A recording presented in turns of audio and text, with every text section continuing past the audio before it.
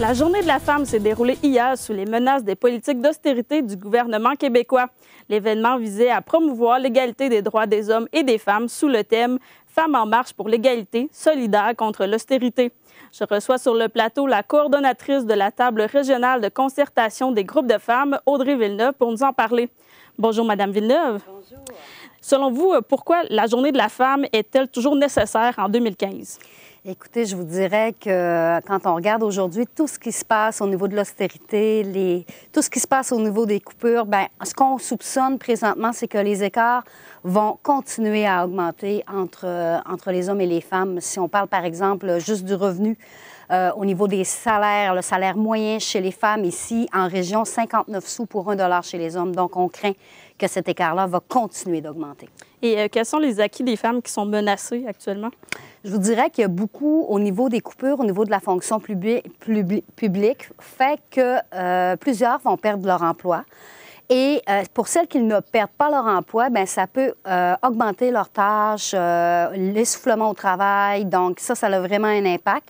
Puis aussi, bien, étant donné qu'on coupe dans les services de proximité, bien, c'est clair que la responsabilité des femmes au niveau des maisons, les responsabilités des structures, de tout ce qui est côté social, bien, ce sont les femmes à la maison qui vont hériter de ça encore de façon plus accentuée.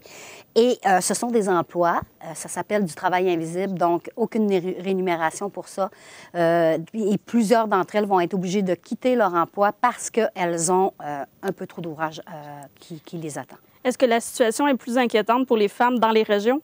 Oui, parce que présentement, on fait face, en plus des coupures, d'un démantèlement total au niveau des structures régionales. La présence des femmes au niveau des instances décisionnelles est pas très, très favorable. On parle qu'on est en région en bas de 30 %. Puis pour faire pousser les décisions puis influencer les décisions qui sont prises, il faut minimalement être 30 %. Donc, le fait que toutes les structures régionales soient démantelées, bien, ça a un impact. On peut juste regarder, par exemple, à la conférence régionale des élus. Au cours des dernières années, on avait réussi à atteindre l'équité de représentation sur l'exécutif de la CRE. Bien, tout ça étant démantelé, bien, le travail est à refaire.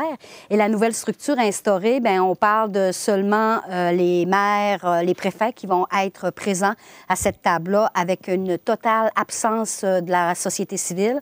En région, on est seulement 6 femmes mairesses, donc élues, et peut-être qu'elles ne se retrouveront tout simplement pas dans cette nouvelle structure-là. Donc, c'est extrêmement menaçant.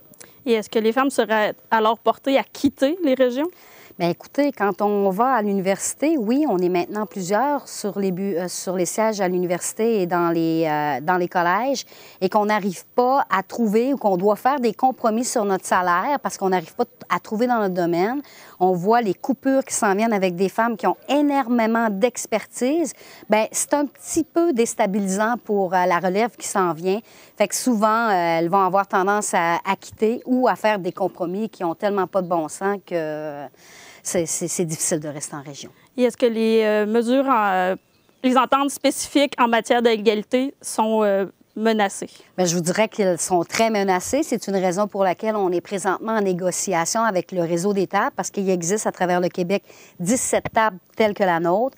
Et il n'existe comme plus de véhicules parce que normalement, ces ententes spécifiques-là, les sous s'en allaient à la CRE et on injectait des sommes supplémentaires. Bien là, maintenant, la CRE étant maintenant inexistante à partir du 31 mars, bien nous, ce qu'on suggère, puis on ne sait pas si on est très bien entendu, c'est qu'étant donné qu'on est les spécialistes en matière de conditions féminines, que ces sommes-là, on parlait de 1,2 million à travers le Québec, soient versées directement aux tables. Donc, c'est présentement le gros défi qu'on a à relever, c'est de tenter d'aller chercher des appuis au maximum pour que ces sommes-là arrivent dans les tables de concertation afin qu'on puisse avoir des projets structurants, que ce soit des politiques d'équité de représentation hommes-femmes, notre programme de mentorat en politique municipale où est-ce qu'on a jumelé de nombreux élus avec des candidats potentiels. Donc, toutes sortes de projets qui sont en lien avec l'égalité. On pense qu'on est mieux placés pour recevoir ces sommes d'argent. Et quel pouvoir a votre organisme? On a le pouvoir de rassembler parce qu'autour de notre table, on représente 30 groupes de femmes, donc 10 000 femmes à travers notre région.